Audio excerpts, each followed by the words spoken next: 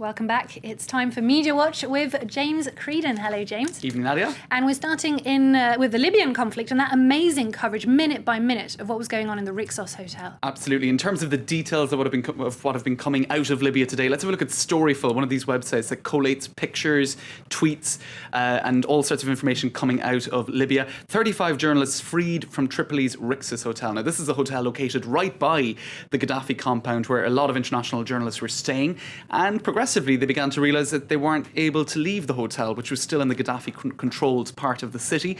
So lots of tweets trying to sum up those 5 or 6 days which became increasingly desperate. Everyone who stayed at Rixos Tripoli compared it to the Hotel California. You can check out whenever you want, but you can never leave, as said one journalist for CNN. And then there was this journalist, Matthew Price of the BBC. He said basically what was happening inside the hotel was that soldiers weren't aware of the extent to which Gaddafi had lost the battle for Tripoli. They were holding on in there under orders from Saif al-Islam and others, and in the mistaken belief that they had the upper hand. So extraordinary information coming from journalists who were inside that hotel. And earlier in the day, actually, he spoke about the desperate situation in the Rixos Hotel. Matthew Price speaking to BBC Radio 4 this morning. So quite a dramatic day in Tripoli for journalists in any case. Now been released, yes, and as we were saying, 4 Italian journalists have also now been kidnapped. Now, speaking of the media, there's been some criticism of the coverage in one Algerian paper. That's right. This is the Le Quotidien d'Oran, Oran being one of the biggest cities in Algeria, and they look at the media's role in the Libyan war, and quite critically, in fact.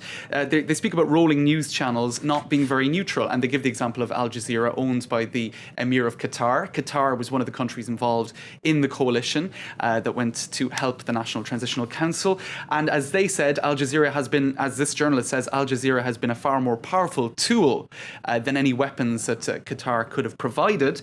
And for the journalist, he also says the media were not just reporting what happened in Libya, they were in some ways actors shaping the pace of events. For example, declaring the Gaddafi regime finished. Perhaps that demoralized the final kind of supporters of the regime. Also saying that Saif al-Islam had been arrested when it turned out that he hadn't. For this journalist, that was simply a propaganda exercise which allowed the National Transitional Council to arrest many people, some 30 soldiers and senior officers who perhaps then believed that their boss was arrested. So he's basically saying that the media hasn't been entirely neutral, that there has been a certain degree of, politicking going on in their role in Libya. Now let's go now to the dismissal of the Strauss-Kahn case, and there's been a lot of analysis of that in the French press, obviously. That's right. Let's just have a look at some of the pieces that have come out. This is a blog by media journalist Renaud Reval. Now he says everybody lost in the Strauss-Kahn case. Dominic Strauss-Kahn himself and his political future. The media, both in the US and France, which were strongly criticised by the other side, if you like. Also, the American justice system revealed to, in some way, be quite political, with the New York prosecutor Cyrus Vance clearly in some ways having his own career in mind in the advancement of this case. So the only person to walk away from it with her head held high, according to Renaud Reval, is Anne Sinclair, who gave us all a lesson in elegance. Now it's an interesting take on things, and worth pointing out that he's written a book, quite a glowing book, about Anne Sinclair. Now another piece in L'Express is this article. It's actually an interview of Thibault de Montbrial. Now, he was one of the lawyers for Nafissatou Diallo in France. Now, he spoke about a Dominic Strauss-Kahn system, a whole system in Sarcelles, the town where he was once mayor to the north of Paris, and in Paris generally. And he spoke about how many women approached him as the lawyer in France for Nafissatou Diallo to act as witnesses in the case. And people working in the transport sector, in politics, in the media, so quite a number of people. And on each occasion, they were contacted, according to this lawyer, by the Strauss-Kahn system, and in some ways made to be quiet. Well, he doesn't go into all of that, but in any case, he speaks about the Strauss-Kahn network to being deploying all means to dissuade women who might have become witnesses. And there's an investigation being launched on that, isn't there? Absolutely. Now, just one further article in Le Monde, worth pointing out in the French press.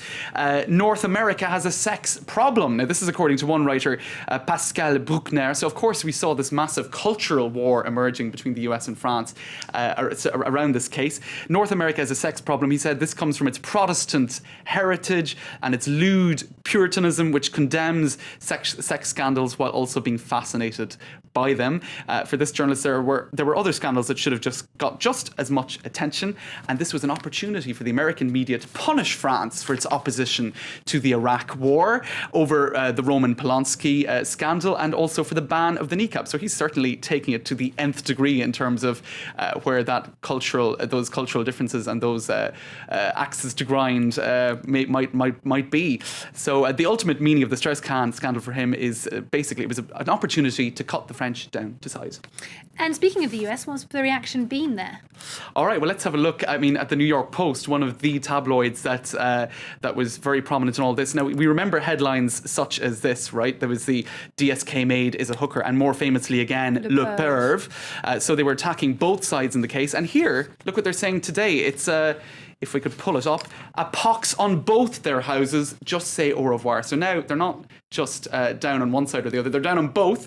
Shakespeare would have loved this, wouldn't he? Who would have loved Shakespeare. I think he would have. I think he pox on both their houses. Mon Dieu, kick this toad out of town, they say, and chuck his woman too. I think that's about Anne St. Clair, who probably doesn't really deserve that.